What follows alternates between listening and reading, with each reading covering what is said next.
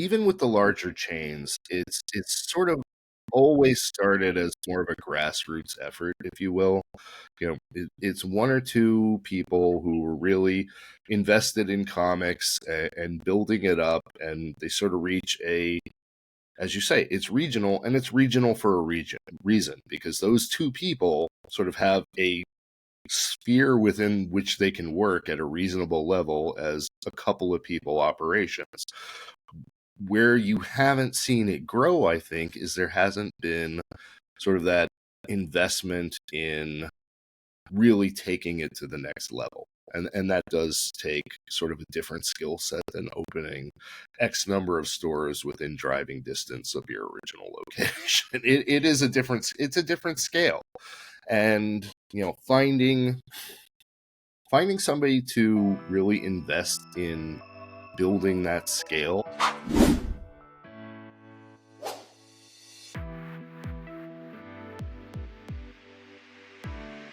Hey there, friends and neighbors. It's Adam Freeman. This is Comic Industry Insiders, a weekly podcast where I get to talk to the people behind the scenes of the comic book industry and get to know the tips and tricks that have made their career work and you can use in your business or career in comics.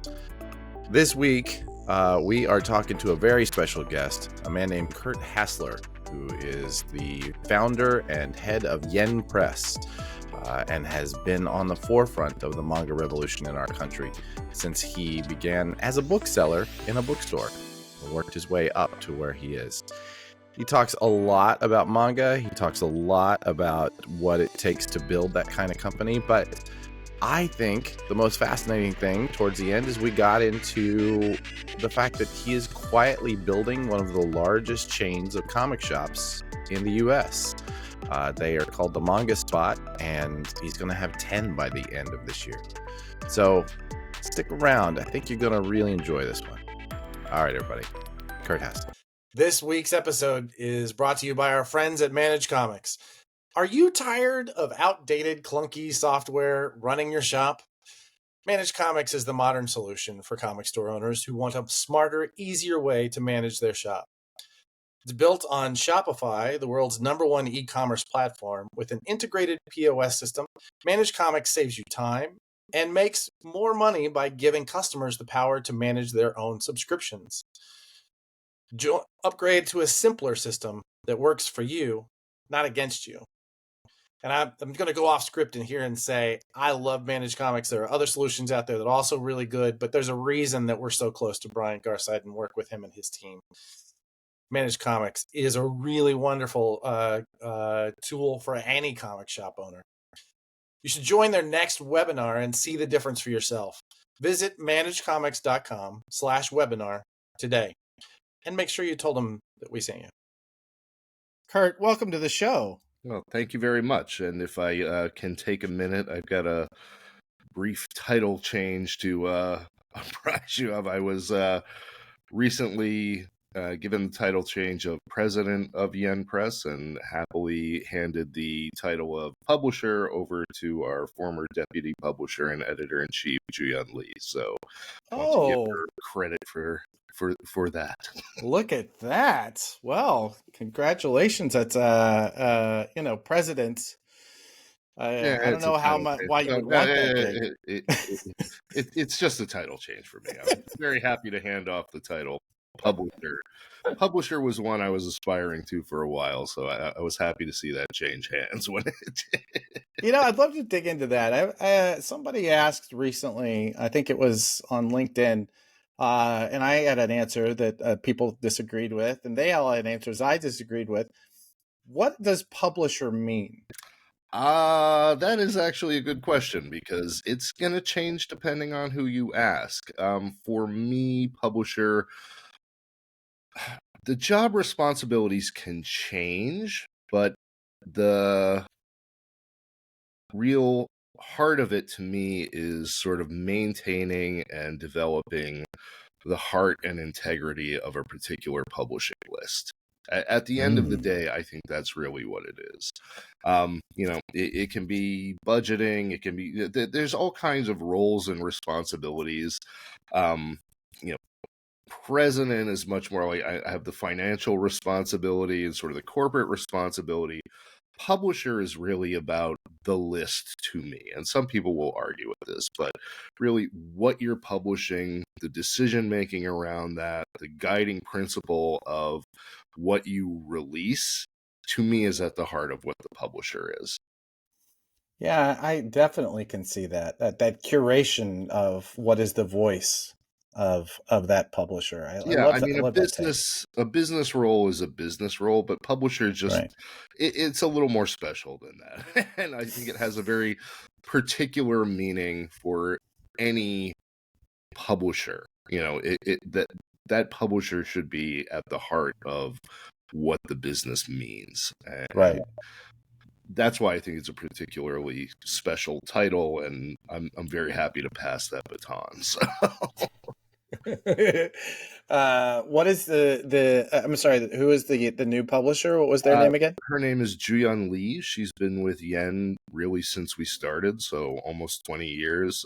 She was our first editorial hire as our senior editor. She's grown into editor in chief and deputy publisher, for the last, I want to say, 9 years or so, and I'm not getting any younger, so it was time to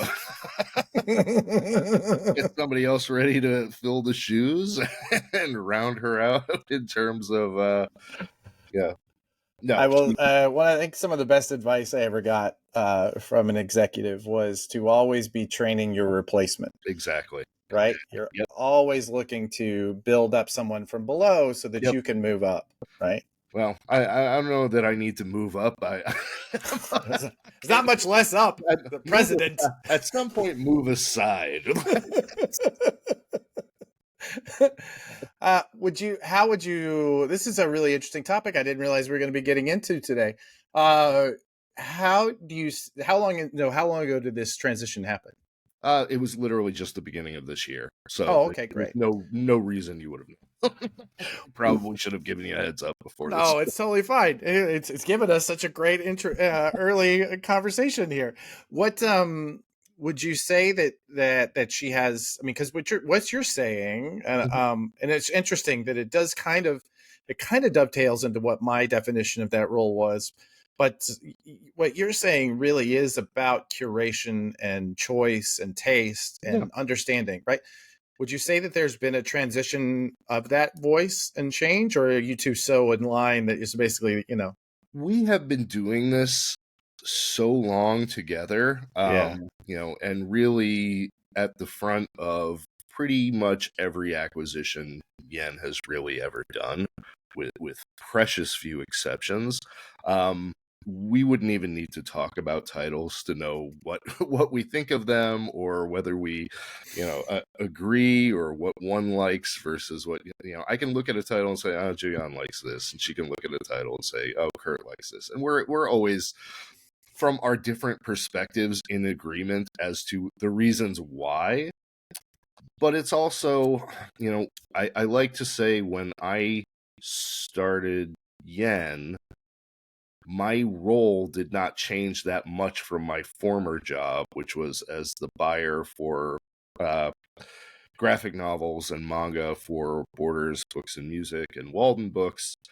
And my job there, people like to use the term gatekeeper, and I don't really like that term that much. I mean, it has a function, but for me, my role was not really gatekeeping. What I like to say is, it's not about what I like, it's about what I can sell. So it's about, what do my customers want? Right. It's not about imposing my taste onto the shelves. And I really think we've always taken that perspective when it comes to, the publishing at Yen Press. It's not necessarily, of course, there are things we like, there are things we love. There are books you always wish were doing better than they were. Sure. But at the end of the day, it isn't just about, oh, well, this is my publishing house and I want to publish what I want. No, I want to put books into the hands of people who are going to appreciate them, whether or not they necessarily appreciate the same thing I do. it's not, I'm not selling to myself. I don't just want people who read what I read to be out there. I want a really robust market Right. with voices for everyone. And in that regard, I don't think anything changes with Juyeon taking more of the fore of that. Again, she's always been right there when those decisions are being made. We have a shorthand that, we don't even have to speak. We can just, sometimes we're in a meeting and, we'll look at each other and we'll just like, all right, here's the offer at the table. It's no discussion that happens.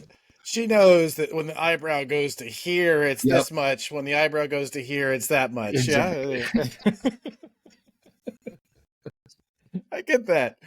Well, I'd love to actually. It's really an interesting thing, and one of the things I want to get into is the role of the buyer and maybe how that has shifted. Sure. Also, because I know that in one of the current projects you're working with, you brought in James Killen, who I met as I think is the same. Well, no, except he was at Barnes and Noble, not Borders, but he was in that role at Borders. And I was my direct competitor at Barnes and Noble for y'all came together a good long time. Yeah. Well, I'd love to talk some more about that a little bit later. But for now, let's go backwards a little bit because one of the things I love about this show is that, hey, I don't have a boss, so be all the conversations or whatever I want them to be. So I tend to really love to hear about, people's origins and how they get started. And, just going strictly from your LinkedIn profile, it looks like you started as a bookseller back in the mid 90s, which is where I started in a comic shop in the mid 90s. So I started as a bookseller in the early 90s, right after I graduated high school. So I was 17. I moved to New York without a job. I had been lined up to go to NYU, to the Tisch School for the Arts, on a really, let's say, generous track scholarship that I was terrible at track. There was absolutely no reason on earth for them to give me a track scholarship other than the fact that I needed money, and they seemed to be supportive of the idea. Can you run? All right, you're in. Yeah. Can you run? Well, not to watch you run. No, you can't.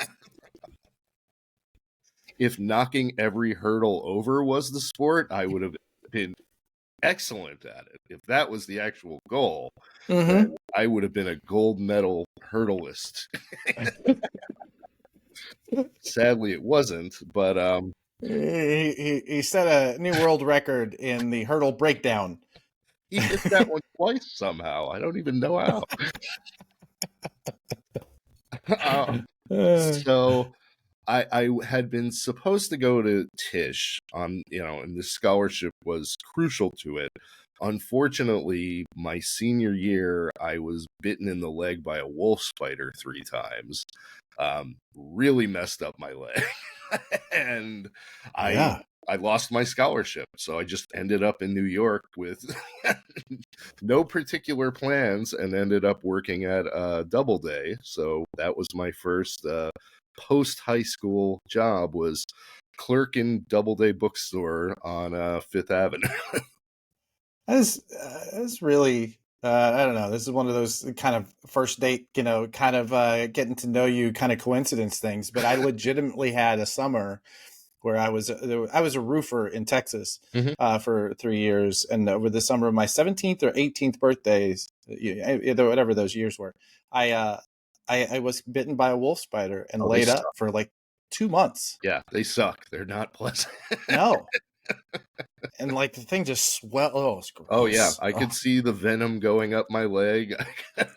It's really gross. And about 15 years later, I got bitten by a brown recluse and had to go to the emergency room for that. So I have the unique distinction of having been bitten by 2 of the 3 venomous spiders in North America, apparently. And I'm very bitter I don't have my spider powers yet, No shit, man. I guess you got to go for the 3rd. You got to go find that 3rd one. Trifecta might get me the spider power. Okay, so you come you come to New York, you no Yep. longer have a scholarship, I Nope, guess. nope. I was rudderless, and books were what I always wanted to do, whether it was as a writer or a publisher or something. Particularly, comic books were always my passion. Big, big Marvel and DC fan growing up, and I just wanted to always be around books. So I applied to every bookstore I could. I happened to get a clerk's job at Doubleday, and was there for a while before finally landing in college later. That wound up in books again, whether it was driving the interlibrary loan truck and picking stuff up, or working at an independent in Indiana, starting doing data entry, and later became the buyer for all the humanities stuff in the store. When I graduated, ended up moving to Ann Arbor, Michigan. Started in data entry again at Borders. And finally wound up as the assistant buyer for Eastern Regional at Walden Books. And that role, my boss, Stuart Carter, who you may know from Diamond, I do know Stuart. Stu was, Yeah. Stu was my boss. Stu hired me as his assistant. Wow.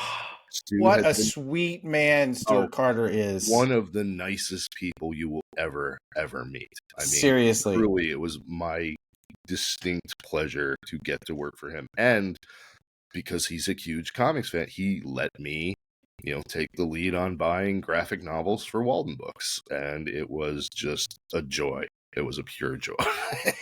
Whoa, kidding. Wow. How old are you at this point?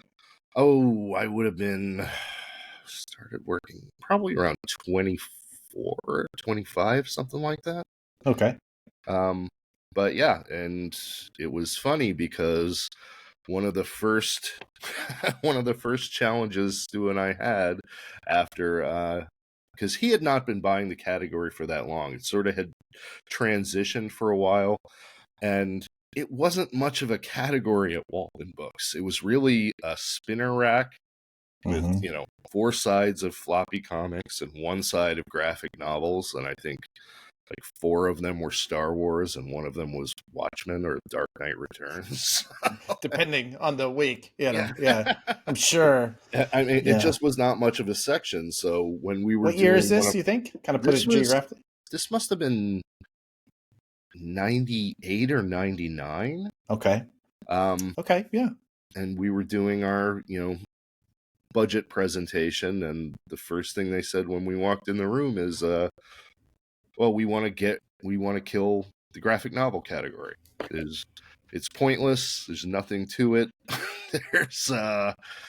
It's worse than poetry. And, Walden Books was a mall bookstore. Yeah. Poetry is not a big seller in malls. That's No. not what the kids are running to the shelves to buy. So the fact that the sales were worse than poetry really said something. Wow, comics are worse than poetry. Well, late 90s was a tough time for comics. Like as somebody who was working in a comic shop during that period, it was rough, man. It was a rough period. But at the same time, Jim and I both had a real passion for it, and we were like, give me 6 months, let me see what I can do.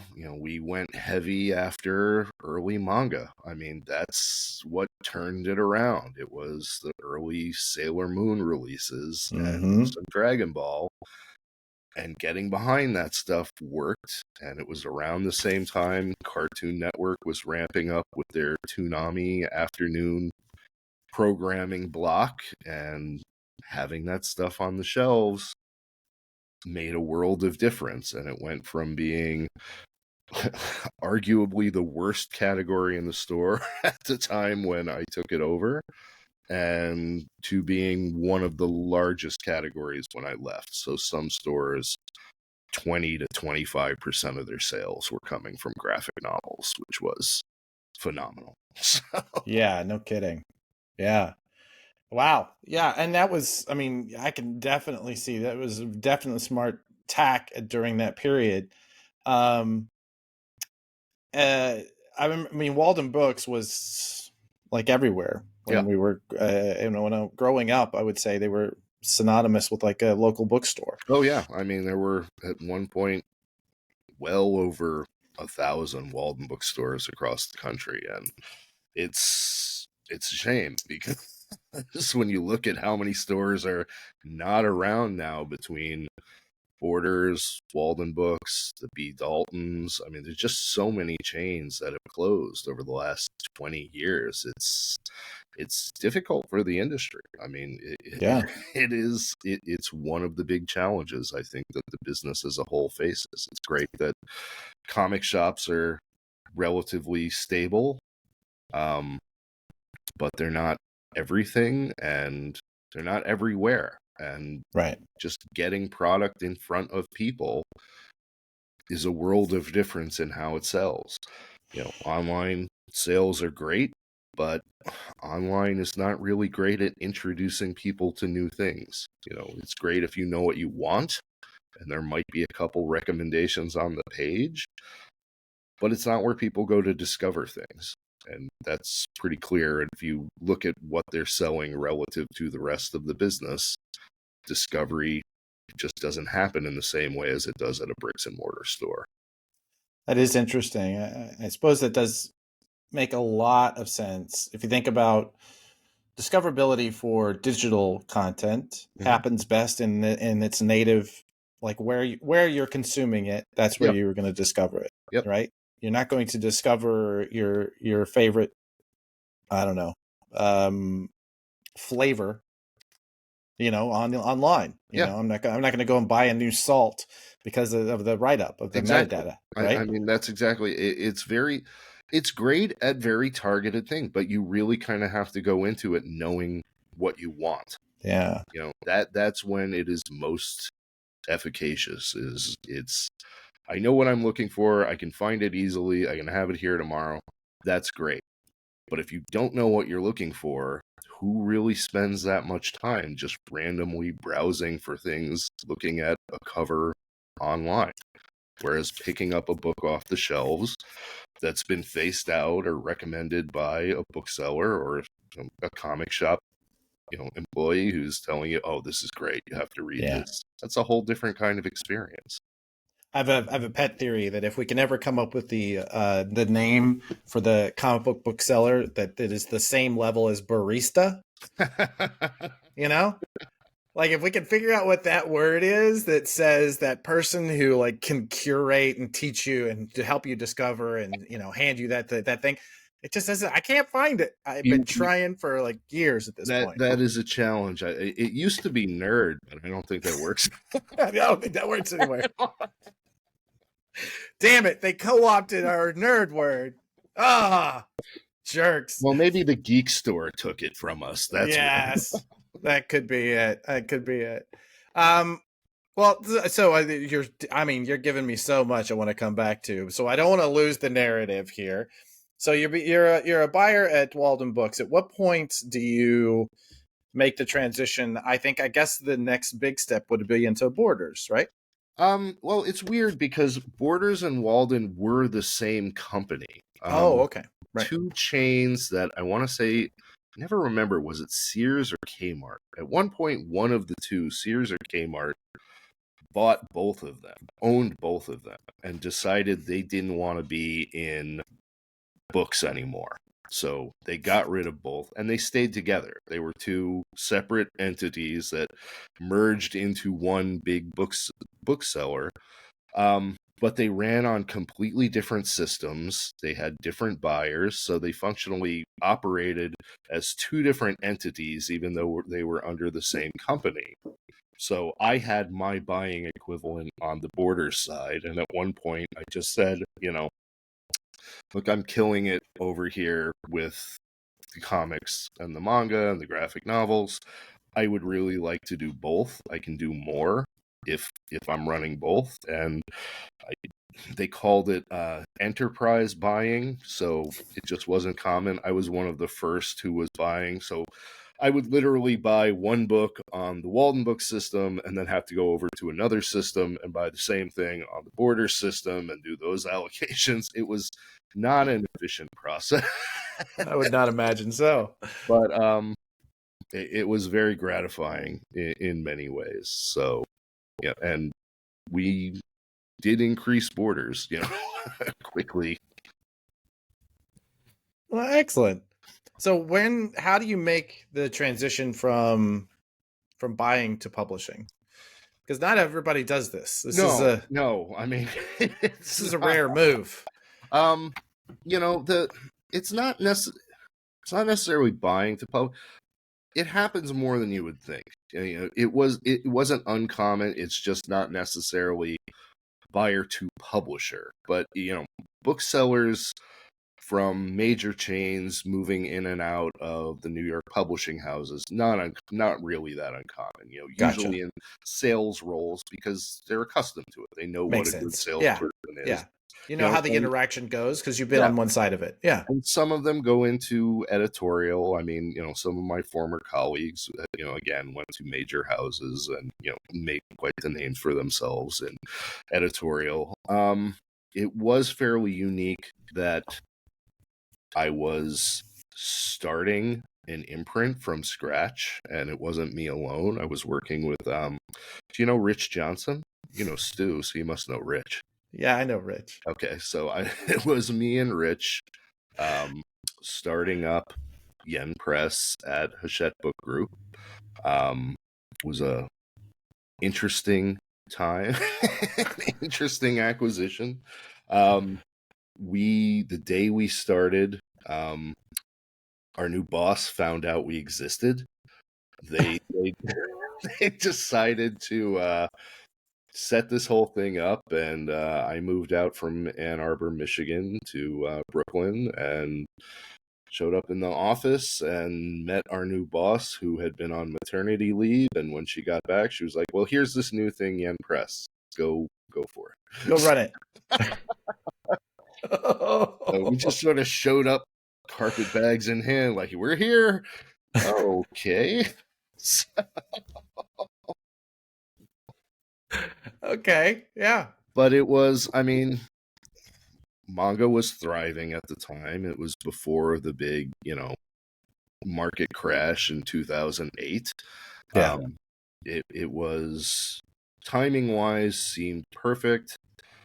I felt like I had kind of maxed out everything I could do as a buyer. There wasn't much more I felt like I could accomplish in that role at the time. I did feel like the landscape for manga in particular was changing in the market, and there was an opportunity to take a fresh spin on things. And yeah, we did that, and then 2 years later, the market crashed. I lived through some of that. Yeah. The reason that I'm in publishing and not retail anymore is because of that. There you go. Yeah. It was a rough time for everyone. Well, go backwards in a little bit because I want to talk about the origin story a little more. Sure. So at some point you Stu and Rich. Well, Stu had already gone at this point long to Diamond. So okay. Stu had hired me, and then he went to Diamond. I got promoted to buyer and was responsible for those categories.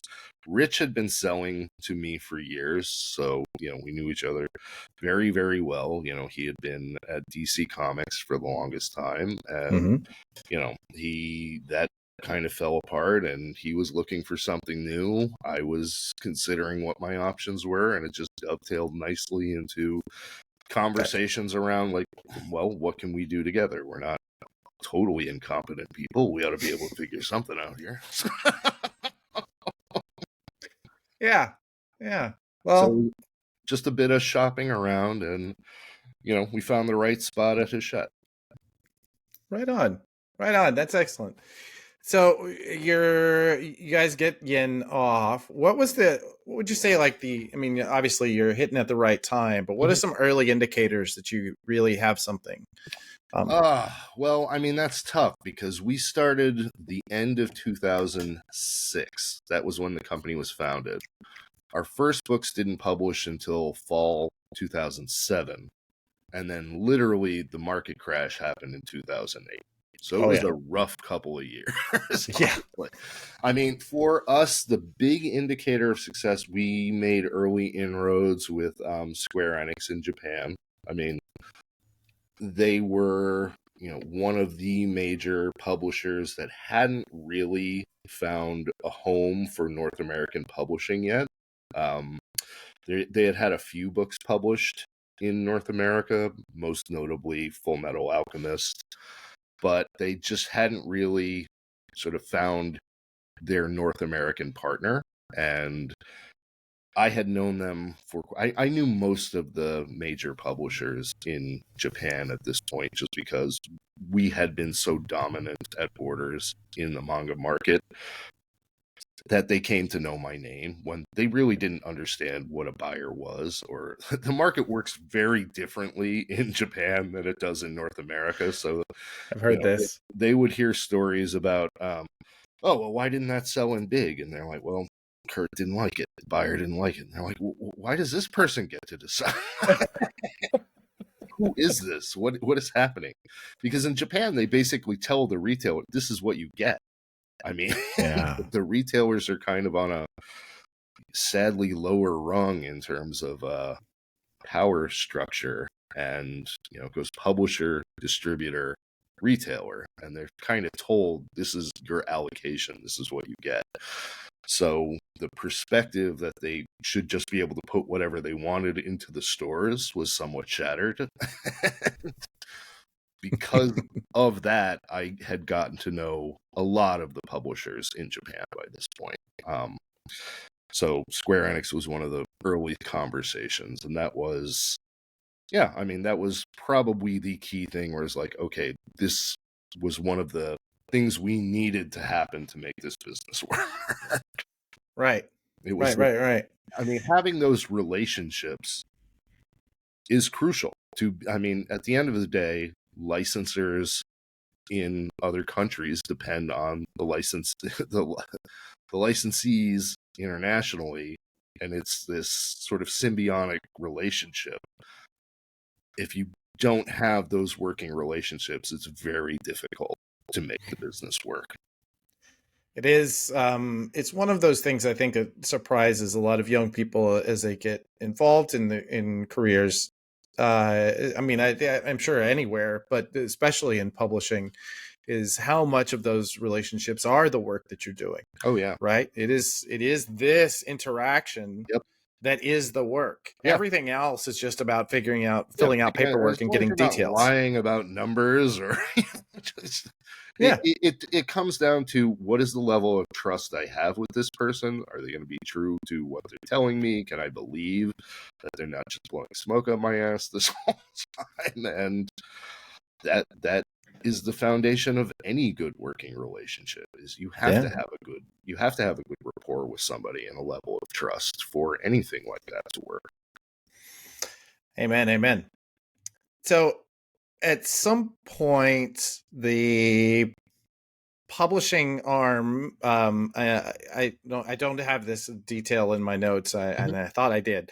At some point, Yin Press itself goes from being owned by Hachette to being sold to Kadokawa. Am I getting that right? It's Kadokawa. Kadokawa, excuse me. No problem. I'll mispronounce everything myself, including my own name, so no.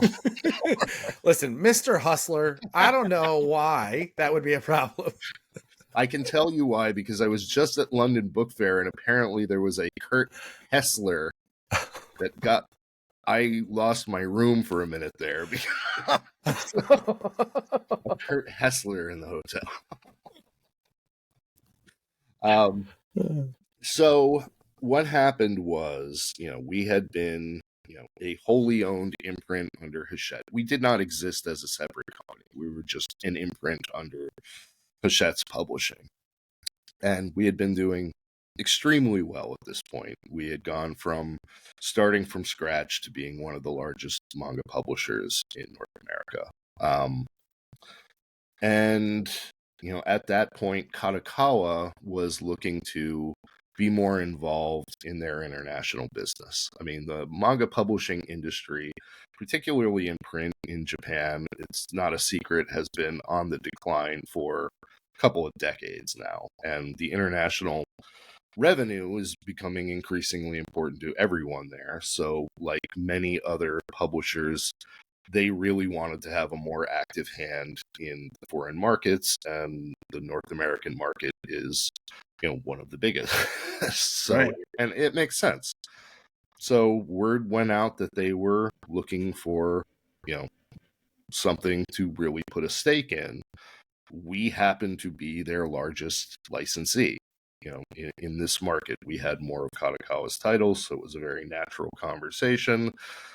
And it made perfect sense that, we pair up in that way. So it was, ultimately, after explaining why the benefits were there, Hachette wisely said, all right, well, this makes sense. Let's keep the business whole.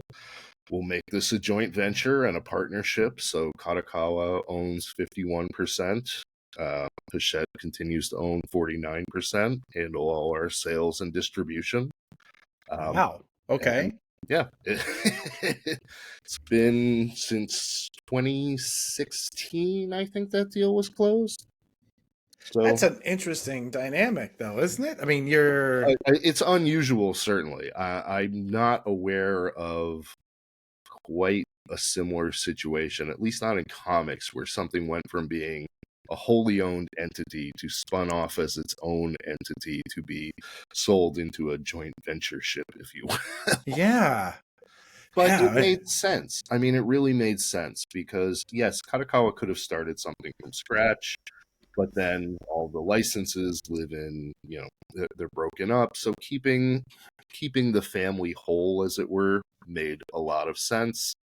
And, it took a little convincing, but Hachette ultimately saw that it made sense. It would have been harmful to Yen to lose Kadokawa as a partner, no question, but there was only benefit to be had for everyone. Right. Wow. Fascinating. How deeply involved were you in that negotiation? Was that Much more deeply than I wanted to be.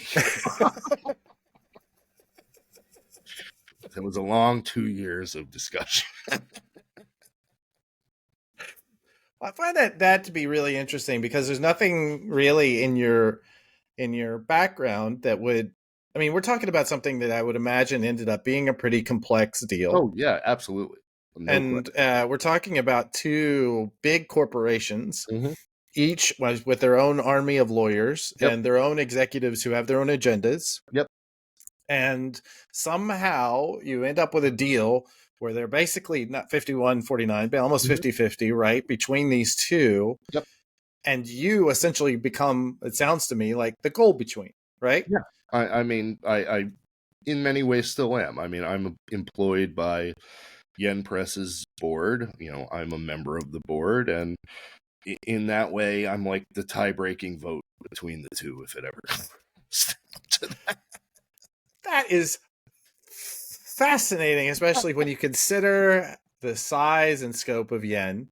I was just in your offices last week. Mark Oh, okay. DeVera invited me to come up for a beer, and we had a good time. He brought me up to the office. It was basically after it was done, so it was only a half a dozen people left in there. Sure. But we're talking about a fairly large office, especially when you talk about comics in this day and age. So we're talking about a big company, and they're owned by two other really big companies. Yeah. I'm not slagging on you or your background in any way, but like, You can have my background all you want. yeah, I mean, it's remarkable. It does something for me. For those of us who didn't, get the fancy education or get the fancy, go to the fancy internships or any of those things, we I just was not getting fought my our way business up to the degree top. anywhere. No, I'm right there with you. Yeah, It's not. you pulled this out, right? I think that's really remarkable. I mean, that's something I keep harping on it because I'm like, you have to be incredibly proud of just pulling off that kind of deal. Oh, I am. I am proud of it. At the same time, it's like you spend a career and you pick things up. I mean, I didn't Yeah. come in with a built-in, oh, I know exactly what a P&L is. I remember asking somebody, what the fuck is a P&L? I don't know. That's how you learn stuff and you get good. Yeah. Yeah. I got good at reading contracts out of necessity. But again, being in that position of the negotiation, you don't necessarily have to know the ins and outs of everything. You need to be that reliable, upfront person who is, keeping all sides sane and, and maintaining the balance and keeping, everybody on task with this is the goal. This is why it's beneficial to all of us. I am telling you, I can do this and carrying through with it. Yeah. That's remarkable. Yeah. So as a result of that, you end up much closer to Kadokawa. Mm-hmm. Did I get it right that time? Yep. Okay, Much good. closer to Kadokawa. You got it right. A lot of them When do you sound familiar. when do you start taking a larger role with them? So the way it worked was when Yen was spun off, Kadokawa had an old holdings company called Kadokawa Pictures America from, the late 2000s, when they were trying to be more active with anime in the North American market, and it just had been sitting there for a long time. So we kind of got stuck under that as just like the holding company we operated on. It only existed on paper. There was no one there. But as Kadokawa's interests in expanding into the market grew, there was a rebranding of KPA into Kadokawa World Entertainment, and I was tasked with, leading that and sort of overseeing the spectrum of Kadokawa's interests in the North American market, outside of animation, which is, still very much run out of Japan. What are some examples of those interests? Well, one of the most recent, Kadokawa invested in Anime News Network. It's the biggest news site around manga, animation, sort of Japanese culture. J Novel Club, had been an online venture that, Kadokawa invested in largely through its Bookwalker interests. Those are the two major ones, but there's other things we're looking at now. And most recently, we're doing this retail experiment called Manga Spot. So that is sort of the next stage in the growth area, but we're always looking to expand and grow. So that is part of what I'm tasked with doing, is making sure that we're moving in a cohesive and sensible strategy towards growing the business within this market. Yeah. All right. So before we get to Manga Spot, because I did want to talk about that. Sure. Let's talk about the challenge. You talked earlier about the challenges of growth, because there is this incredibly stable, platform of direct market comic shops. And I think that's really one of the key reasons why, comics has remained so vital, and yet in many ways one of the limiters to its growth. Is that this network of stores really doesn't, the largest chain that I know of is 11, 12 stores, and it's pretty regional. Yeah. Why do you think, I have my own pet theories that I'm sure people have all heard at this point, but why do you think that we've never seen that sort of Walden Books or Borders, or like for just comics? I feel like even with the larger chains, it's sort of always started as more of a grassroots effort, if you will. It's one or two people who were really invested in comics and building it up, and they sort of reach as you say, it's regional, and it's regional for a reason, because those two people sort of have a sphere within which they can work at a reasonable level as a couple of people operations. Right. Where you haven't seen it grow, I think, is there hasn't been sort of that investment in really taking it to the next level. And that does take sort of a different skill set than opening X number of stores within driving distance of your original location. It's a different scale. And, finding somebody to really invest in building that scale, if I was one of the one or two people who was starting, I could see, where do you find that person who wants to make a chain out of this, who's interested in comics enough to do it, and then if you don't have the experience, like, do I go to a bank next? How do I build a national chain if I'm doing it from scratch and I don't have the experience of doing that? It's a leap. It's like it's a leap of magnitude of order, if you will. And I think that's, to me, that's probably the biggest part of it. You do need to, yeah, I suppose making that. Oh, try that again. Making that leap does require a bit of knowledge that you would not. There's no way for you to obtain, just in absorbing. Right? It's not as though you're looking at enough contracts like you did, and suddenly you're able to talk about how contracts should be constructed. Like how to negotiate with landlords, on a one-to-one basis. You don't know about how to negotiate with larger spaces. You don't know how to train individuals. You don't know how to build a training, module. It's not impossible to do. It just is. It's a larger magnitude. It's easy to say, let's load up the truck, drive, 80 miles and deliver these comics to this new location. It's another thing to say, I'm hopping on a flight to Ketchikan, Alaska tomorrow to go meet the new landlord. Don't put your next location in Ketchikan, Alaska. That's don't do exactly that. Where it's going. Is it really? Exactly where it's going. Ketchikan, Alaska. I'm flying to Ketchikan, Alaska on Saturday. Are you kidding me? I've been to Ketchikan, Alaska. There's nothing in Ketchikan, Alaska. And that's why it's perfect. That's why it's perfect. This is insanity. Why do I want to open a store where they have everything? Think about it this way. Ketchikan, Alaska had one of the last Blockbuster videos in the country that only closed a few years ago. How long have DVDs been dead? They need things and the reason Ketchikan is on my radar, it was one of Walden's top 5 manga stores for years and years and years. Really? They have, I think the population's 14,000 people. Not huge, but that's fine. But they also bring in cruise ships every day. I was on one of those cruise ships. That's why I've been there. A lot of people going. Yeah.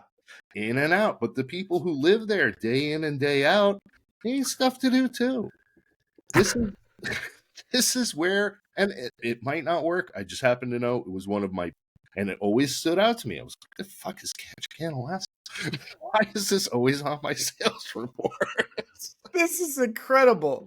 I had no idea I was hearing this today. I love this idea of Ketchikan, Alaska. Oh, the whole point is, and I mentioned this earlier, I really think one of the biggest challenges we have is we don't have enough of those touch points with customers, where the market's gone up and down over the, and first it was the big manga bust, that happened, around the pandemic, which I have my own opinions about what people say about that, which has nothing to do with the prevailing opinion. Right. To the pandemic when we just shot through the roof, and it's we didn't just shoot through the roof because people were locked in. That didn't hurt, but a big part of what happened then is the mass merchants got in again, and they go through these cycles of in and out of different product categories of books. During the pandemic, they took a lot of manga. And it sold a lot because it was hitting people who did not have access to it. This is why I say, online sales are great, but it's not the same as having a book in your face. It's just not the same. So what do we do to make our businesses more stable. We have to look at the retail side of it. It's unusual in manga, especially, that for the longest time, and arguably even now, our biggest accounts are not the online retailers. Most manga publishers are still looking at Barnes and Noble. So there's no Really? other area of publishing I can think of where Amazon's not the big account. And it really speaks to just how powerful that bricks and mortar presence is in Yeah. converting a browser to a buyer. That is fascinating. All right, so a couple things there. You spark a couple questions for me, and I think really the first of those should be: are manga stores comic book stores? Yes. Well, and they're bookstores. They're Yeah. whatever. There's neat nuance to that question. They are obviously yes. They sell comics in book form. They are comic book stores. Sure. Yes. Yeah. They're bookstores because they're comics in book form, so they are bookstores. These are not mutually exclusive things. Sure. What gets loaded into those worlds is what they do. Arguably, the approach I took to a Walden Books when I took it over was, we are not a comic shop. By that I mean, it's not that we're not selling comics. We obviously are, but we're not attracting, and never would likely attract, the traditional comic shop buyer. Right. That Wednesday warrior, right? We had a different demographic, and by focusing in on where we meshed nicely with what our demographic was, that's how we stood out. So adopting a comic shop buying mentality didn't make sense there. Mm-hmm. Now, when I'm looking at a manga spot, I think we almost need to go the other way, because this is a standalone location, and we need to be more like a traditional comic shop to be more inclusive of different product types. We're not just part of a bookstore where people are coming in and out for other things. This is the destination.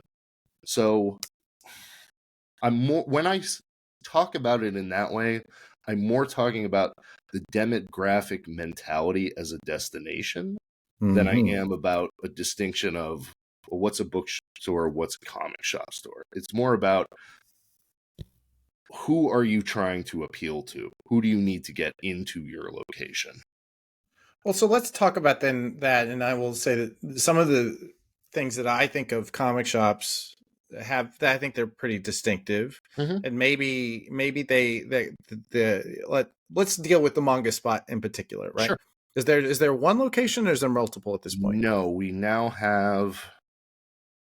have 4 now. We're opening the 5th one in like 2 weeks in Saugus, Massachusetts, then Ketchikan, and then we're going to have another one in Pennsylvania, and then I'm looking at like 3 more locations by the end of this year. So we'll end the year with 10 if things stay on track. Very difficult to find out information about this online. You know that? I spent a good solid, I don't know how much of my afternoon before we had this conversation saying, I know I should be able to find this. You can find the harder ones to find are the ones that aren't coming. So, I mean, bear in mind, we're going from 4 to 10. So it's quite a leap this year. And the 3 of the 4 did not even open until last summer to fall. So August 2024, September 2024, October 2024. That's 3 of the 4 have been, only about 6 to 8 months that they've been open. So we're talking 10 locations spread out really wide array, spread out over 18 months. Pretty much. I mean, the first store was October 2023. Okay. Which is when we were, talking more about sort of pop-up concepts, and that didn't really make sense when I started really digging into it. And I really wanted to push the retail test. So we opportunistically took this location in the MTA up at Columbus Circle, in an old wine shop, just because they had shelves and I didn't have to find The shelves were kind of terrible for our product because they were built for wine crates, and I'm like, Yeah. yeah, but I don't have to buy shelves, so Okay. so we literally just moved out of that this past week across the hall to a new location with actual bookshelves, not wine shelves. All right. All right. So so you have your own bookshelves then now. Yes, You know we how to have do that now. Okay, actual good. bookshelves. You found an IKEA. That's good. I want to make sure that we're good. All right. Okay. Well, now you've given me another digression. I want to, but I don't want to lose this. Okay. So let's say of the 4 that you have now open, Mhm. and where are they? You've got Columbus Circle here in Columbus Circle. We've got Towson, Maryland. We're in Chicago, right downtown, and in Ann Arbor, Michigan. So back to the Borders home office stomping grounds. Gotcha. Okay. Do these locations? Would you say they have a regular rotating, like weekly or monthly clientele? Do you see the same? I mean, they all have sort of their unique thresholds. New York and Chicago are obviously very different than Towson and Ann Arbor. Towson and Ann Arbor are very traditional malls, sort of suburban malls. They have their strengths, and the more time they spend open, they're building regular clientele.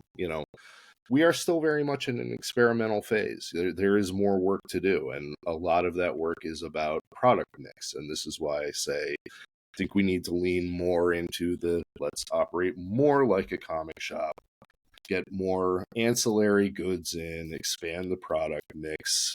We're not just a bookstore that people are coming into and are going to browse the manga section in that store. It needs to be more of a destination, and therefore the product mix has to change to make it that. Right. Fascinating. So, would you say that is there anything approaching like I'm sure that you're going to say this, it has something to do with the experimentation that you're still working through. Mhm. But anything approaching like a comic shop, say pull service or special No, order we're not service or there that yet. stuff? There's some stuff going on that I think dovetails into that I can't really talk about. That Yeah. It just sort of has me delaying implementing those things. So I I have a better way to get there than to start implementing now. So I think I know what you're talking about, and neither of us can talk about it yet. Yes. So I get that. Okay, great. So okay, well that's so where maybe this also has the same answer as that, but 10 well let's say 9 over 18 months, and the other one almost a year before that. What does the 18 months after that look like? Ultimately, I really do want to get back to a chain store. I want to see 100. I want to see 1,000. I want all the Walden books and B. Baltons back. All right, and that's where, as a starting point, just as a starting point. I know why the Walden Books stores closed. I was there very firsthand. I know the things that kneecapped it, which again are not necessarily the things everybody thought they were. It's like, oh, mall business is terrible. I'm like, no, there were actually some really terrible behind the scenes decisions happening at Walden that crippled it. Can you give us some examples of those? The biggest example was I mentioned that Borders and Walden worked on 2 different systems. Yeah. There was an effort before I left to make a single system for use for both, which makes perfect sense. That is a perfectly sensible decision. They bought a version, it was basically a software thing. I want to say it was used a lot in grocery stores. There was nothing really wrong with the system. In fact, it had some things that I really liked, but nobody seemed to understand what it was capable of doing. Right. So a lot of time and money was wasted around building out things that the system already did, if anybody's bothered to spend the time figuring out how it worked. But the crucial thing was they bought the system and it did not integrate with the warehouse. So Oof. that was piece one. Piece two was they decided to roll it out right before Q4, which is critical timing for retail. You know, it's the holiday season. Yeah. So when they turned it on in, September, weeks and weeks went by and none of the stock was flowing out to stores. Nobody could figure out what was happening. So all of the planning that had gone into this is what your holiday will look like completely went out the window because all of the stock allocations were gone. Nobody was getting any books. Nobody knew how to fix it. The systems weren't talking to each other.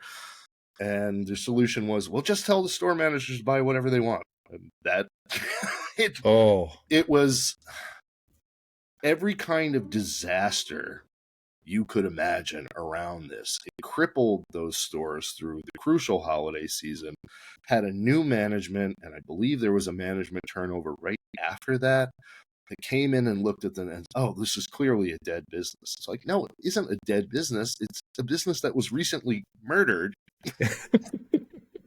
Made no effort it's not reflective of malls are a bad business. It was reflective of this was a terrible set of decisions that led up to this.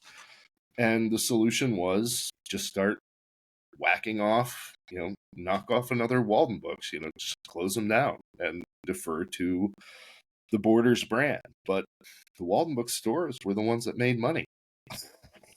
They were.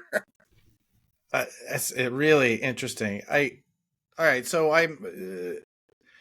if you're moving back to that model, it sounds like that's the desire. The desire seems to be, we're going to recreate the local mall, the local strip mall. We're going to put a bookstore in there. It's going to be a community bookstore, right? Community manga comic space, right? Yeah, it's going to be a community comic shop in a mall-based scenario. So it's a blending of sort of that mall bookstore / comic shop. Yes. We lost? But has the mall shopper gone away? I mean, in the time that we've talked about the Walden Books and Borders, and even Barnes and Noble getting decimated. All those independent bookstores went away and then came back somewhat, but the comic shops remained stable. Yeah.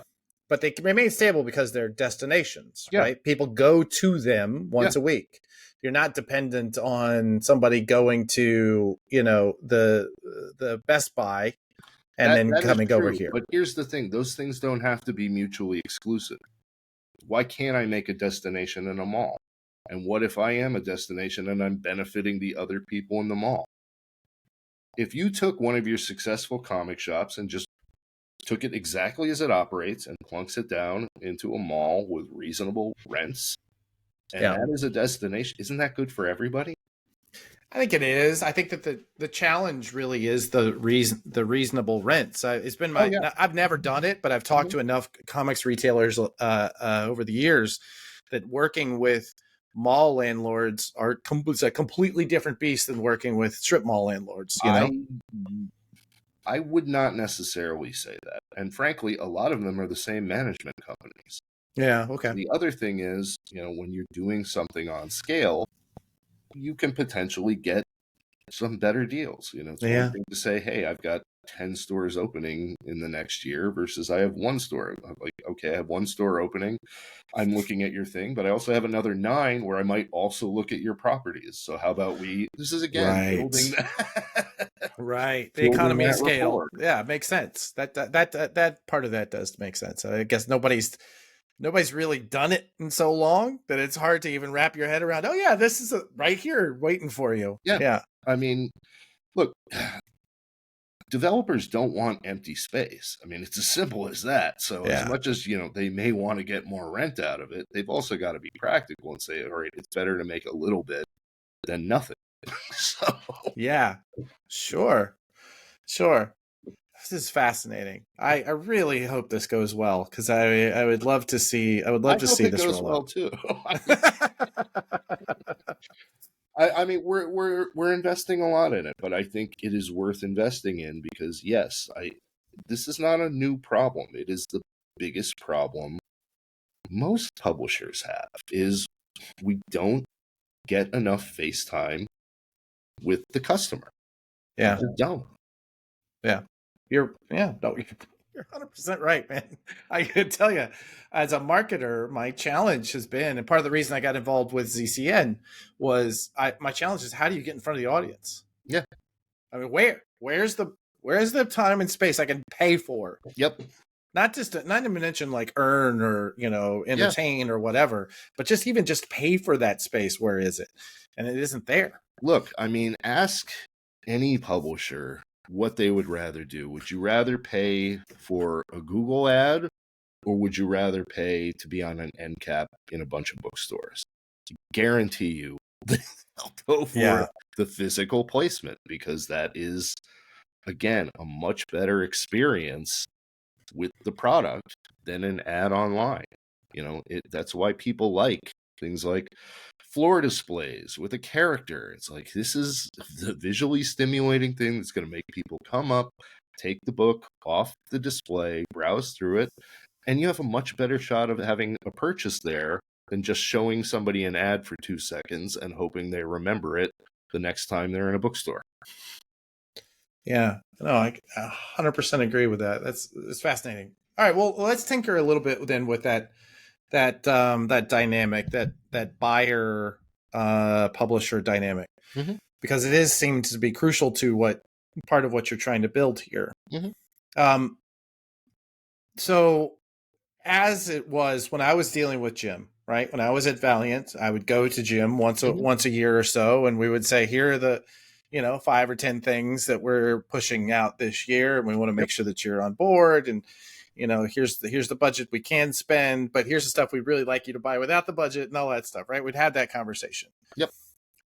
At some point, Jim was removed from that role, and that role became almost like working with Amazon, right? It became about, how do I tweak the algorithm? Or I'm just basically ordering off of a menu. Like, it was no longer a relationship, and it was also no longer a curation. There was no, I don't think this is going to work for us. Why don't we focus on this one that you do have? Yeah. Right. Interesting, because I'm not going out on those sales calls, so I don't actually know how it changed. I mean, I know there's been turnover with buyers, and I know that there's some fundamental differences with like planning, but I'm not intimately familiar with what the changes were. Well, you know what? I might be talking out my ass too, because most of my work for the last, like, say 3-4 years has really been focused on the direct market stores and online. Yeah. But so I haven't even really been in those rooms. So maybe it's exactly the same as it's always been, and I don't know that it's exactly the same, but that's largely because BNN is now a private company again, and it was bought by James Daunt, who owns Waterstones, and turned that around in the UK. And my understanding is that Barnes & Noble has had a great deal of success with some of the changes. Buying is always sort of a mercurial subject because every buyer is different. When I left Borders, I was talking to my boss at the time, and she was like, well, I don't know, who do you think we need to fill your role? I was like, don't get a comic fan. I was like, because you can be too invested, and that's the thing. You can be, I'm the tastemaker, and I never aspired to be a tastemaker. I just wanted to sell books. I wanted people to be happy leaving with something that they discovered or that a friend told them about. So I was never trying to be like, well, this is what you should read. I'm not interested in what you should read. I want that to be on the shelves, but I want the thing that you will read to be on the shelves. Right. Right. So it's really easy in that. I think it's easy and dangerous to get in the mentality of, well, I'm going to tell people what it is. I would have the conversations when I was a buyer. I told everybody, you get one gimme. One gimme a year. I know how it works. You get pressure on this one title. It's one title that they're super hyped about. They want a big buy, blah, blah, blah. I'm going to tell you what I think is going to work, and I'm going to buy what I buy just because that's my job. That's what I'm supposed to do, and I have a really good track record of it, and I know you trust me, but I also know you have this pressure. So once a year, once a season even, you get one gimme. The one that they're telling you they want a 10,000 copy buy of, I'll do it. Just so you're not coming back to me and saying, well, if only you'd bought. And I said, but when you get the returns, I don't want to hear about it. Right. If it doesn't work, you don't get to say nothing on the back end. You're getting it back. Well, that brings up the second real distinction between what we think of as bookstores and what we think of as comic book stores. Yeah. And that is returnability. Mm-hmm. Right. In the direct market, it's named the direct market because you sell direct to them and they cannot ship it back to you when it doesn't sell. Yeah, they but get a better discount, but yeah. It's not that distinct anymore. When comics is one thing, and I know there've been the returnability experiments, but any comic shop can open an account with a publisher and get returnable terms, and probably at comparable discounts to what they're getting on non-returnable elsewhere. That's actually true also. Yeah. So, but not every comic shop has the time to invest in doing that. They want the one-stop shop, and that makes perfect sense. I mean, there's practical reasons to do anything. Right. I bought for a little independent, and yes, we had our, accounts with the direct publishers, and yeah, you got significantly better discount, but we could only build up the order minimums over a period of 3 months, and I couldn't wait to order a book for 3 months that I could have from Ingram at 10% less and turn 3 times before my next big publisher order. Those are the considerations you have to make. Yeah, sure. Yeah. It is that algebra. And that kind of thing does speak to the value of a larger chain. Yeah. Right? Because you have someone who can make those kinds of calculations, has the bandwidth, and isn't having to deal with the customer who's exactly child is lost in the stacks somewhere. Right. Exactly. Yeah, 100%. I can definitely see how that will be valuable going forward. Do you think I have this? If I'm really putting on my tinfoil hat, right, which I try to leave off. I try to be a bit more cynical than that these days. But when I really put it on, there's part of me that sees the path that we chose, or the path that books chose versus the path that comics chose. Mm-hmm. And what it looks to me like, one of the paths that is almost a little bit scary is how regimented and what's the word I'm looking for? How structured the data and the order flow system became in books. Mm-hmm. It seemed to be the kind of thing that allowed the chains, the Walden Books, the Borders, to come in and kind of push out the independent bookshop, right? I'm sure that's a characterization that I'm sure we could argue with it as well. But no, I've been on both sides of that. I mean, I worked at an independent where a Borders opened 2 doors down. I mean, I literally so, I've seen it from both sides, and there are arguments on either side. It really comes down. You can argue that all day long. So that kills the independent bookshop. Then Amazon uses that incredible structure and some technological know-how to completely undercut Borders and Barnes and Noble and Walden Books and all of them. And so what we end up with is that structure that allowed all those independent bookstores to flourish for so long really end up being their demise. And so I've had this like crackpot kooky idea and conversation with POS systems and the folks at Penguin and Random House and even our friends at Comics Pro over the Comet standard. Are you not afraid that is the first step in this path? You're talking about with the manga spot going down? Well, what I'm saying is there any fear should there be any fear on behalf of those of us who have lived in this sort of really stable environment of comic shops, is there any fear we should have of there actually becoming a chain? Like, does that chain essentially start to eat the lunch of the independents? And then because it is a single chain, it's so much easier to kill, Well, right? You I mean, have one first head and that you can kill. foremost, Manga Spot isn't a chain yet. You know? Yet. It is the goal, but I mean, again, I'm not looking to if there's a comic shop nearby, I'm really not looking to compete with that. I want to go where there is less competition. I try to avoid. Some things are just a matter Catch a of can.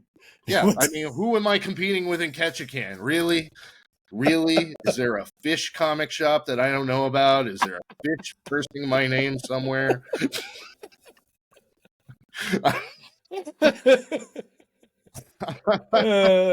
have no doubt. I mean, listen, I'm trying to give you a no. villainous look, I see what you're saying, but one, I think that the fundamental structure of what Manga Spot is shaping up to be is not going to be that close to your standard comic shop. And it is, that mall-based mentality. I would look for. We have our first outlet mall. I mean, we're opening in an outlet mall in Pennsylvania. I think that's our seventh. Yeah, seventh store is an outlet mall in Pennsylvania. I'm much more looking for where is their Hot Topic? Where is this customer? I want to know, where's their Zoomies? Where's their Hot Topic? Where's their Spencer's Gifts? That demographic is for me much more what I want to tap into, because again, demographically, this is already shopping a lot of our key products. There's a reason you go into a Hot Topic, there's a lot of anime t-shirts. Those fans are there. If a Hot Topic can survive, why can a Manga Spot not? I love that. I love that idea. And how many comic shops are in there with the Hot Topic? I don't see that a lot. So I'm not trying to replicate or replace the standard comic shop model with this. I'm trying to find that place where manga got big, and that was in the malls. That was Walden Books. Yeah. Walden was the number one place for manga for a long, long time. Yeah. Because that's where we found the customer. Well, I remember, Borders being in our when I was in the neighborhood where I owned the comic shop. The Borders, there would just be aisles of just manga kids just camping out all day. I love those kids. Yeah, just sit there and read, because you'll leave with something. I mean, you will sit there and read half the books on the shelf, but you're going to buy something too. Yeah. Everybody else in the store hated my kids. Those were my kids sitting in the aisle. I love that you were able to grow up and make your own chain just for those kids. That's wonderful. But no, I want to reconnect with that, because there's not enough. There's not enough kids who get to have that experience. I lived all over the place when I was growing up. What I always wanted to find was a bookstore and a comic shop. When I was living in Tennessee, I was going, getting my mom to drive me to the Great Escape in Nashville and spend a couple hours browsing around there, or going to the Walden Books,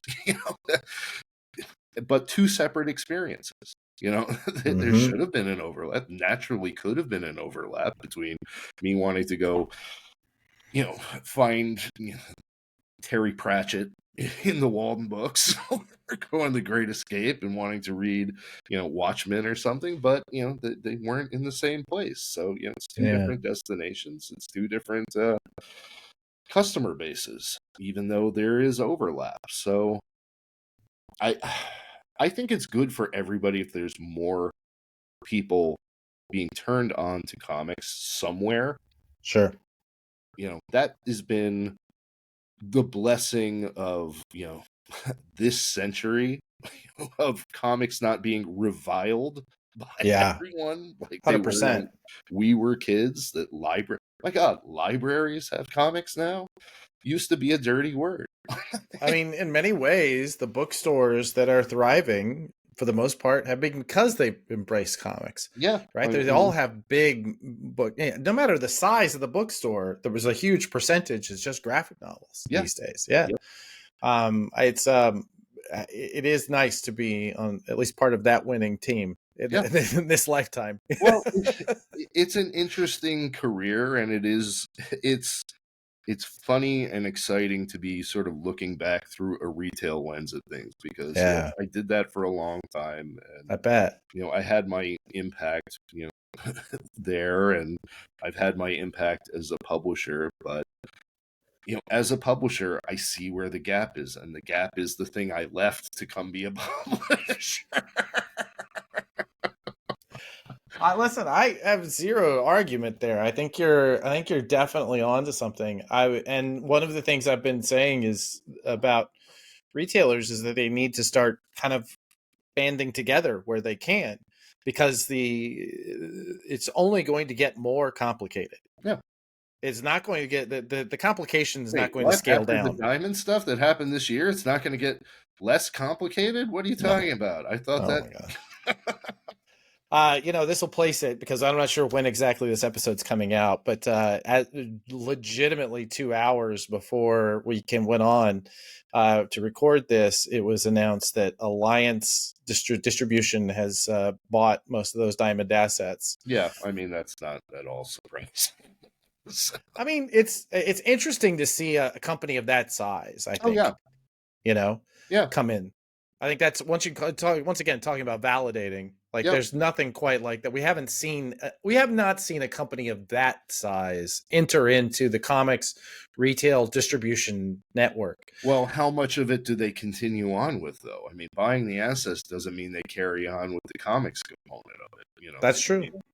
Who knows? It'll be interesting to see how it shakes out, and I hope everybody who was part of the Diamond team ends up doing well. I have good friends there and good relationships with them, but there was no question there were some difficult waters that needed to be navigated. I was happy to avoid the whole chapter. I like, they had the list of names, and I was like, whew, Yen Press is not on that list. Oh, but Kadokawa World Entertainment is on the important customer list. Yeah. We fell on the right side of both those coins. That's right. That was the I'd heard some pieces about that are no longer really interesting now that this is kind of coming into a close. I will tell you, one of the reasons that I even think that got this started was there was an early thing I heard about Yen. I want to say you were, excuse me.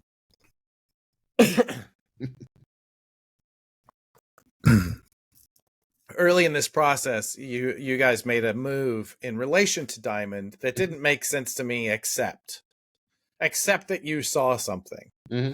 And I think at that point, they were our international distributor, and we canceled it, and we set up something temporary with Diamond UK, different company, different.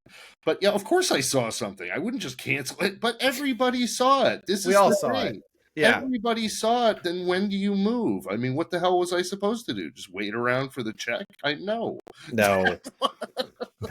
And I will say, as someone who I was counseling my clients months ahead of time to move, the one that did was, I feel very proud of, and I wish the others had listened. Yeah. So. It wasn't fortune telling. I mean, yeah, it was not. Getting paid, you say something. Yeah, exactly.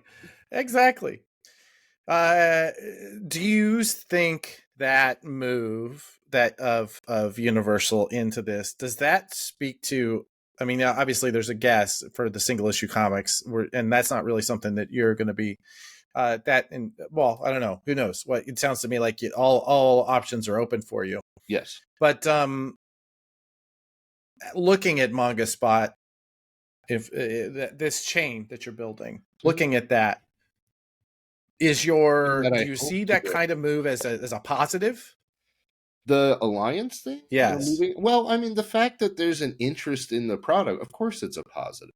I mean, of course it's a positive.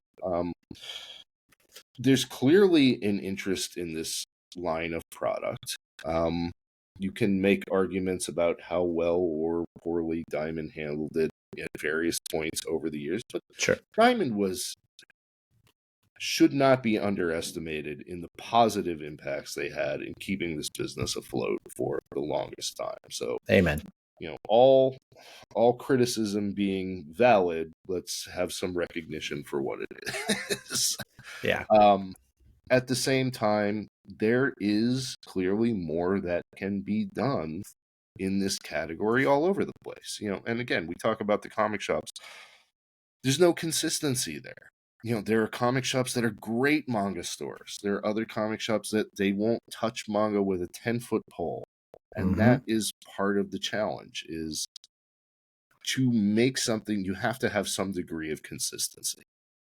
Yeah. If you want something to break out, it's difficult to do it if everything is a one-off conversation scattered to the if you want to make a big move with something, it's difficult. I mean, and I'm sure coming from, well, talk about any comics publisher, any up-and-coming comics publisher wanting to, how do I get on the shelves of every comic shop? Well, you don't. No. You have to convince for every number of comic shop, divided in two, and that's the number of people you need to talk to get onto every. I was just talking earlier today about having an early meeting with a publisher that later went defunct, and what they were saying they had these big plans about wanting to go out to big box stores and all these things, and I said I just don't think it's going to work. Yeah, and I said you have to go to the comic shops, and comic shops are just ground game. Yeah, you got to get to know each and every one of them, and that's it's hard. That's why guys like me get paid. Yep. No, it's absolutely true. And how many Johnny Come Lately publishers have there been over the years? The guy with the same, you've heard the same aspirational plan a million times, I'm sure, as many times as I've heard. Well, I'm going to get the big box. I'm going to do this. I'm like, you think nobody's thought that before?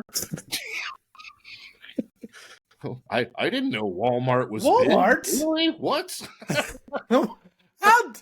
Really? Comics and Walmart? Comics and movies? What are you talking about? Who would have put those two together? Jesus. It's almost like there are two indicators. Anytime a new publisher comes on the scene, it's when they say, I'm going into mass market. That's it. I'm not going to bother with the rest of this. Or I'm going to fix comics. All right. Yeah. Okay. Thanks, buddy. A couple years, let me know, because that desk is looking good. I'd like to buy that desk from you. Yeah. I'm going to fix comics. Wow. Well, Kurt, this has been too much fun. Did we not? Is there anything in particular you wanted to talk about that we didn't cover? I ramble so much I couldn't follow the whole conversation. Don't ask me that. All right, buddy. There's no problem. We'll send you a transcript. You'll be able to. This was such a pleasure. You were. Let's grab. You were in the offices, so next time come to the office when I'm there. And I will. I know it. I was telling Mark, Valiant was legitimately across. I know, he's same landlord. I talked to our landlord was their landlord, so I knew that. Crazy. Yeah, no, I knew that. And actually, Titmouse, the animation studios upstairs in our building. Yeah. So anyway, so when I go to that neighborhood, it's like I gotta like stop myself from walking into that office almost on automatic pilot. Yeah, I get it, man. Anyway, Kurt, this has been a joy. How do people are you social media'd up? Do you have a Substack? No, I don't even know what that is. No. No, I don't. Don't look at me. Well, good. Well, the rest of you can follow pranadm.com. You can follow Adam Bang Freeman. You can do what I did and like spend 20 minutes trying to figure out who Kurt Asler is on the internet and realize there's jack shit to find. Congratulations on staying underground with that. If you're not liking and subscribing this, what is your problem? All right. Thank you so much, Kurt. And I look forward to hanging out in Midtown. This message is brought to you by the Prana Bullet. What is the Prana Bullet? I'm glad you asked. It's a weekly newsletter dropped in your inbox every Friday. It's designed to keep you up to speed on that week in the comics industry, and our goal is to keep it light, to keep it informative, and I swear to you, we're going to keep it easy to skim. Each week, we're always looking for new things to learn about our comics industry and the changing landscape that it is, and this is the one place where you can catch up on everything you might have missed. Plus, the monthly Prana bestseller list is going to drop here first. If that sounds like the news you need, head over to pranadm.com and sign up today. That's PRANADM.com and sign up. And if you do, I'll see you this Friday.